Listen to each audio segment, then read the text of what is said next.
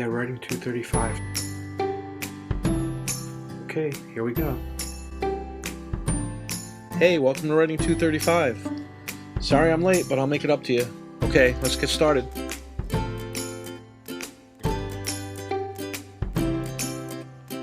When I was preparing for class, I thought about how much goes into making a class successful.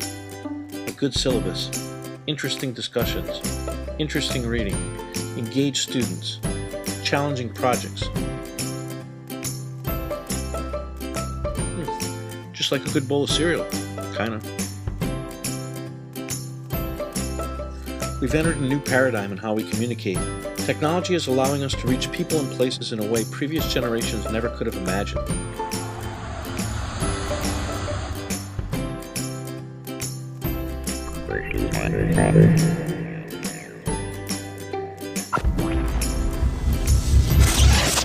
And that's good, right? But as Douglas Rushkoff points out in his book Program or Be Programmed, 10 Commands for a Digital Age, we must let our technology serve us, not the other way around. We have to learn how to use it to make connections, not break connections. We must use the communication skills we've developed over the centuries. We're sorry, the number you have dialed is not in service at this time. But in new and exciting ways. It still has to be good, and that's what the semester will be about.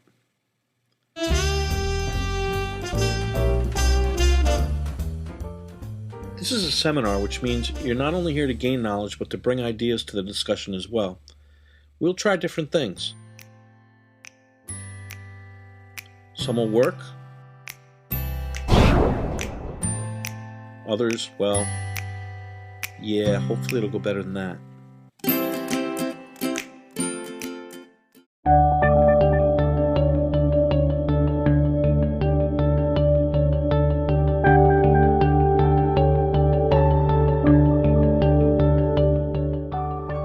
I predict that paper will become virtually non-existent by the end of the decade. We will rely more and more on our technology and our ability to use it successfully.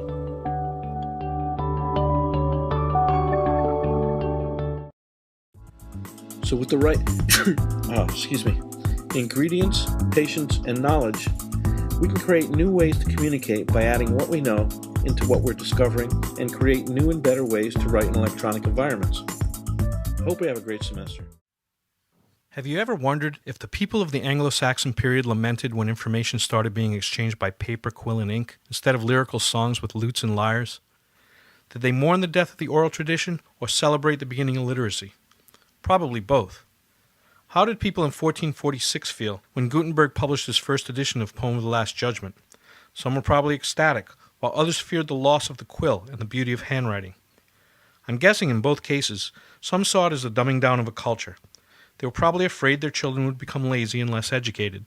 They probably felt like many of us do, as we face the greatest paradigm shift to redefine literacy, technology and its electronic environments. But unlike the Celts and the people of the Middle Ages, the changes we're living through have happened in a historical blink of the eye and are continuing exponentially. There are some who say that technology is our future, but it's not. It already happened. Technology is now. Like most changes that come hard and fast, myths have been created out of fear and discomfort. Dr. David Crystal is a world-renowned linguist and author. He's best known for his Cambridge Encyclopedia of Language. Dr. Crystal points out the most common of these myths and debunks them with a sensible understanding of culture and language. For example, he says that in spite of what most people think, text speak is not invading student writing. In fact, the abbreviations used in texting are few and are virtually non-existent in academic writing. Another myth debunked by Dr. Crystal is that students are not reading and writing as much as they have in the past. Students are actually doing both more now than they have since before the creation of the telephone, and maybe ever. He says that new research is starting to show that the younger students are when they begin using text messaging, the more successful they may be with standardized language assessments. More than ever, writers now need to think carefully about what to write and how to write it in order to make their messages clear and effective to their audiences. Sound familiar? Isn't that what we've been teaching them all along? New genres and a redefinition of old ones are emerging. In China and India, text novels are all the craze. Text and tweet poetry contests have already happened, and some great works have come from them. The face of journalism is changing so profoundly that countries and governments are being redefined as you're watching this video. Technology and the electronic environments it creates are not going away. They will only continue to advance. They are the new media through which writers will now share their voices. Our students may not need paper or pens much, if at all, but like the printing press and the beautiful verses of the oral tradition, print media will take their respected place in our culture as beautiful art forms to be relished and appreciated. Meanwhile, student writers still need to learn how to manage, express, and develop their ideas. That is still our job. They also need teachers who understand the world they're living in so that they can be successful communicators in their interpersonal and professional relationships. So let's ignore the myths. Language is not going to hell in a handbasket.